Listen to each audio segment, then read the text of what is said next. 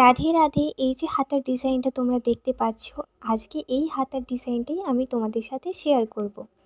High friends, welcome back to my daily blog channel lifestyle ও মদিতা। কেমন আছো তোমরা সবাই? আশা করি সবাই খুব সুস্থ আছো, ভালো আছো। আমরাও খুব ভালো আছি। তো কথা মতো আমি হাতার লাইলিন এবং হাতার মেন ফেব্রিক নিয়ে বসে গেছি। এখন আমি তোমাদের সাথে কিভাবে ডিজাইনটা করি হাতার সেটাই শেয়ার করব। আর ব্লাউজের লেন্থ অনুযায়ী আমি 9 ইঞ্চি একটা দাগ দিয়ে দিলাম এবং ওপরে হাফ ইঞ্চ যেটা ছেড়েছি ওটা আমার সেলাইয়ের কাজে মানে সেলাই মার্জিনে লেগে যাবে। তো এখানে 9 ইঞ্চি দাগ দিয়ে দিয়েছি। তো দাগ দেওয়ার পরে এখানে দেখো আমি হাফ ইঞ্চ নিচে আরও একটা দাগ দিয়ে দিচ্ছি। এবার এখানে আমি যেহেতু ডিজাইনটা করব, তো সেই ডিজাইনটা করার জন্যই আমি এখানে দাগ দিচ্ছি। এবার এখানে রাউন্ড শেপ করে একটা ডিজাইন করে দেব। রাউন্ড মানে পুরোপুরি রাউন্ড নয়, অর্ধচন্দ্রাকৃতি যেটাকে বলে সেই শেপটাই আমি এখানে করছি। আর এটা আমি হাতের সাহায্যেই করছি। তোমরা চাইলে এখানে একটা কাগজকে গোল করে সুন্দরভাবে কেটেও ডিজাইনটা করতে পারো। তো সেখানে শেপ অনুযায়ী সুন্দরভাবে করে নিতে পারো। এটা আমি ফ্রি হ্যান্ডের সাহায্যেই করে নিচ্ছি। তো এইভাবে আমার ডিজাইনটা করা অলরেডি কমপ্লিট হয়ে গেছে। ডিজাইনের মাথাটা আরও একটু বাড়িয়ে দিচ্ছি যাতে রাউন্ডগুলো আরও দেখতে বেশি সুন্দর লাগে। তো এই তো ডিজাইনটা করা আমার হয়ে গেছে অলরেডি। এবার দেখো আমি মেন ফেব্রিকটা নিয়ে চলে এসেছি, মানে ব্লাউজের যে মেন কাপড় যেটা রয়েছে সেটা। এর ওপরে আমি আগে পাড়টা বসিয়ে দিচ্ছি, মানে ব্লাউজের যে পাড়টা রয়েছে সেটা আগে বসিয়ে দিচ্ছি। তারপরে আমি লাইনিংটার সাথে মেন ফেব্রিকের কাজটা করব। আর এখানে হাতার মাপে দেখো আমি পাড়টা কেটে নিয়েছি আগে। আর ওপরে এই যে মুড়ে দিচ্ছি আগে, মানে মুড়ে দেওয়ার পরে এর ওপর থেকে আমাকে সেলাই করতে হবে। তো এখানে দেখো আমি মুড়ে দেওয়ার পরে পিনটা সেট করে নিচ্ছি যাতে লাইনটা সোজা থাকে এবং কাপড়টা এঁকে বেঁকে না যায় বা সরে না যায়। তার কারণে পুরোটাতে এইভাবে মুড়ে নিয়ে আমি পিনটা সেট করে নিচ্ছি। তোমরা যদি এরকমভাবে কেউ হাতার উপরে পাড় বা মানে ব্লাউজের ব্যাক সাইডের উপরে এরকমভাবে কোমরের পোরশান যেটা হয় সেখানে পাড় বসাতে চাও এক্সট্রাভাবে, তখন তোমরা এরকমভাবে হাফ ইঞ্চ ওপরে মানে হাফ ইঞ্চ এক্সট্রা করে কেটে রাখবে পাড়টা, মানে উপরের দিকটা, যাতে মুড়তে সুবিধা হয় এবং ডিজাইনটাও সুন্দরভাবে দেখা যায়। তো এইভাবে দেখো আমি সেলাইটা করে নিচ্ছি। আর এই যে সেলাইটার আমি করছি একে গিয়ে, মানে সেলাইটা এই যে করছি একদম ছোট ছোট সেলাই যেটাকে বলতে পারো সেটাই আমি করে নিচ্ছি। কারণ কি এখানে বড় বড় সেলাই করলে দেখতে খুব একটা ভালো লাগবে না, আর ছোট ছোট সেলাই করলে দেখতেও সুন্দর লাগবে আর ফিনিশিংটাও সুন্দর আসবে। তো এইভাবে পুরোটা আমি সেলাই করে নিলাম। তো সেলাই করা অলরেডি হয়ে গেছে। এবারে আমি সুতোটা কেটে দিলাম। সুতোটা কেটে দেওয়ার পরে এখানে আমি নিচের দিকটা এবার সেলাই করব।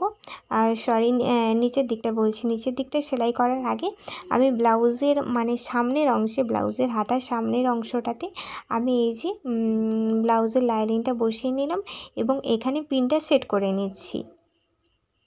এবারে এই যে ডিজাইনগুলো করেছি এই ডিজাইনগুলোর উপর থেকে আমি সেলাই করব।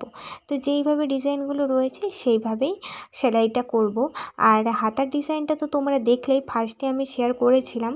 আর সেইভাবে যে ডিজাইনটা হয় তাতে এই যে রাউন্ড যে শেপটা করেছি ওই শেপটার মুখ নিচের দিকে রাখতে হবে। তো এইভাবে আমি সেলাইটা করে নিচ্ছি, দেখে নাও। পুরোটাতে যেরকমভাবে রাউন্ড শেপ রয়েছে সেম শেপের ওপর থেকে আমি সুচটা চালিয়ে দিচ্ছি।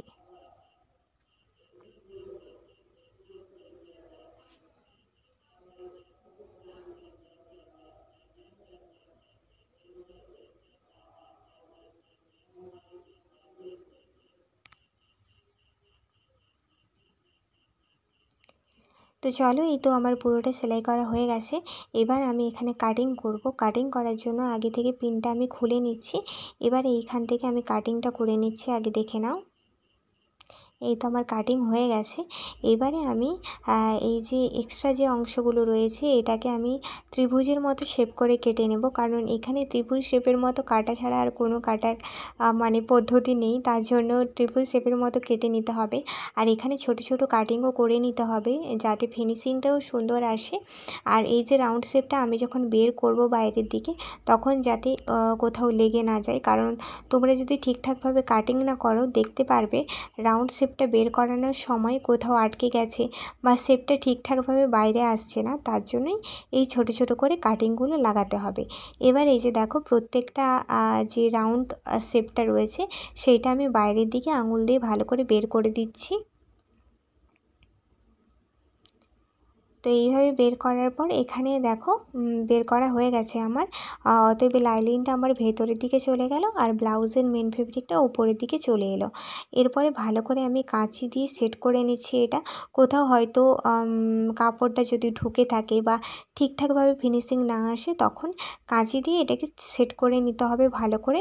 কারণ সব সময় তো আর হাত দিয়ে সেট আপ করলেও ঠিকঠাকভাবে কাপড়টা বেরোয় না, তার জন্য কাঁচি দিয়ে সুন্দরভাবে করে দিলাম। এরপরে এর ওপর থেকে আমি একবার আয়রন করে নেব। আয়রন করে নেওয়ার পর এখানে আমি সেলাই করব।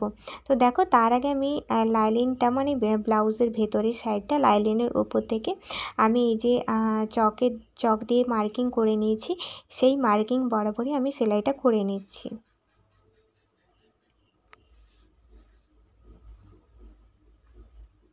তো এইভাবে আমি পুরো হাতাটা কমপ্লিট করে নিলাম এবং সেলাইটাও করে নিলাম। তো এরপরে দেখো এক্সট্রা যে কাপড়গুলো রয়েছে সেটাও আমি কাটিং করে দেবো। তার আগে এই যে নিচের অংশটাতে এখানে আমি সেলাইটা করে দিচ্ছি। তোমরা চাইলে এটা সেলাই করতেও পারো বা নাও করতে পারো, বাট আমি এটা সেলাই করে দিচ্ছি। এখানেও সূচের যে সুতোটা বেরোবে একদম ছোট ছোট করে নিচ্ছি, একদম ধার বরাবর, মানে এই যে শেপটা রয়েছে শেপের মুড়ি বরাবরই পুরো সেলাইটা আমি করে নিচ্ছি।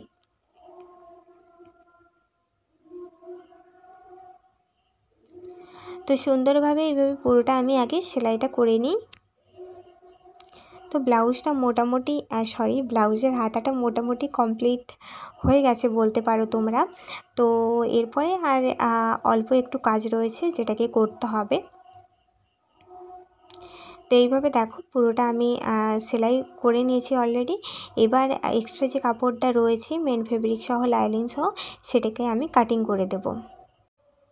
তো এই তো মোটামুটি আমার ব্লাউজের এই এক্সট্রা অংশগুলো কাটিং করা হয়ে গেছে।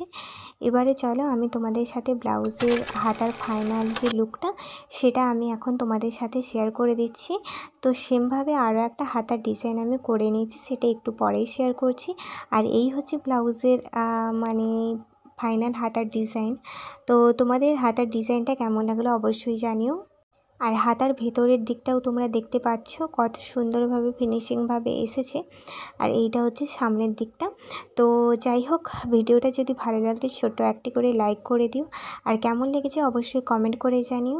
আর বেশি যদি ভালো লেগে থাকে অবশ্যই আমার চ্যানেলটা সাবস্ক্রাইব করে রেখো আরও সুন্দর নতুন ভিডিও পাওয়ার জন্য। তো চলো এই ভিডিওটা এই পর্যন্তই রাখছি। দেখা হচ্ছে নেক্সট ভিডিওতে নতুন কোনো ব্লাউজের সাথে। ততদিন ভালো থেকো, সুস্থ থেকো, রাধে রাধে।